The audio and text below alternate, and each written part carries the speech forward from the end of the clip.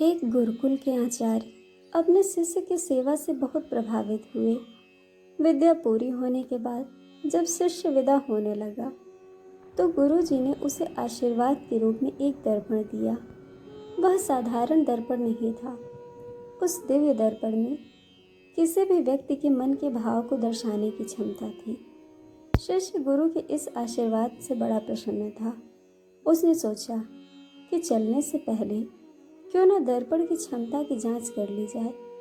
परीक्षा लेने की जल्दबाजी में उसने दर्पण का मुंह सबसे पहले गुरु जी के सामने कर दिया। शिष्य को तो सदमा लग गया। दर्पण यह दर्शा रहा था कि गुरु जी के हृदय में मोह, अहंकार, क्रोध आदि दुर्गुण स्पष्ट नजर आ रहे हैं।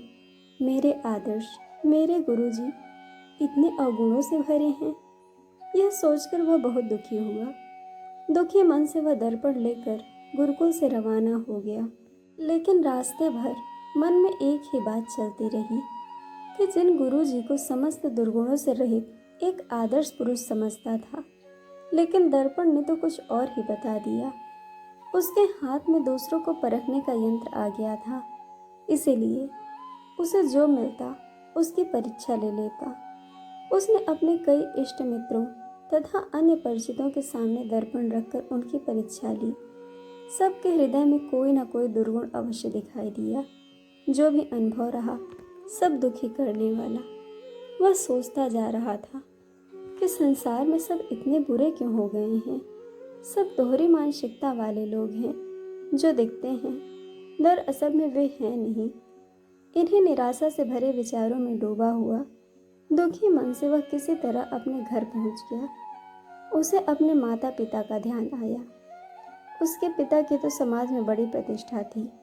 उसकी माता को तो लोग साक्षात देव तुल्य ही कहते थे। उसने सोचा क्यों न इनकी परीक्षा की जाए। उसने उस दर्पण से माता पिता की भी परीक्षा कर ली। उनके हृदय में भी कोई न कोई दुर्गुण देखा। ये भी दुर्गुणों से पूरी तरह मुक्त नहीं है। संसार सारा मिथ्या पर चल रहा है। अब उस बालक के मन की बेचैनी सहन के बाहर हो चुकी थी। उसने दर्पण उठाया और चल दिया गुरुकुल की ओर। शीघ्रता से पहुंचा और सीधा जाकर अपने गुरु जी के सामने खड़ा हो गया।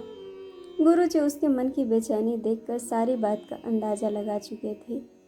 शिष्य ने गुरु जी से विनम्रता पूर्वक कहा, गुरुदेव, मैंने आपके दिए दर्पण की मदद से देखा कि सबके दिलों में तरह तरह के दोष हैं।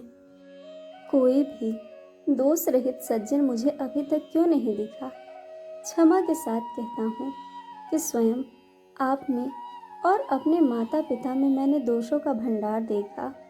इससे मेरा मन बड़ा व्याकुल है। तब गुरुजी हंसे और उन्होंने दर्पण का रुख शिष्य की ओर कर दिया। शिष्य दंग रह गया। उसके मन के प्रत्येक कोने में राग, द्वेष, अहंकार, काम, क्रोध जैसे दुर्गुण भरे पड़े थे। ऐसा कोई कोना नहीं था जो निर्मल हो। गुरुजी बोले, बेटा, यह दर्पण मैंने तुम्हें अपने दुर्गुण देखकर जीवन में सुधार लाने के लिए दिया था, न कि दूसरों के दुर्गुण खोजने के लिए। जितना समय तुमने दूसरों के दुर्गुण देखने में लगाया, उतना समय यदि तुमने स्वयं को सुधारने में लगाया होता तो अब तक तुम्हारा व्यक्तित्व बदल चुका होता। मनुष्य की सबसे बड़ी कमजोरी यही है कि वह दूसरों के दुर्गुण जानने में ज़्यादा रुचि रखता है, स्वयं को सुधारने के बारे में नहीं सोचता। इस दर्पण की यही सीख है जो तुम नहीं समझ सके। यदि हम स्वयं में थोड़ा थोड़ा करके सुधार करने लगे तो हमारा व्यक्तित्व परिवर्तित हो जाएगा। जरा शांति से सोचिएगा कि आप क्या करते हैं। दोस्तों, आपको कहानी कैसी लगी यह हमें कमेंट करके ज़रूर बताइएगा और चैनल को सब्सक्राइब, वीडियो को लाइक शेयर करना बिल्कुल मत भूलिएगा। वीडियो देखने के लिए आप सभी का बहुत बहुत धन्यवाद। जल्द मिलेंगे एक और नई कहानी के साथ।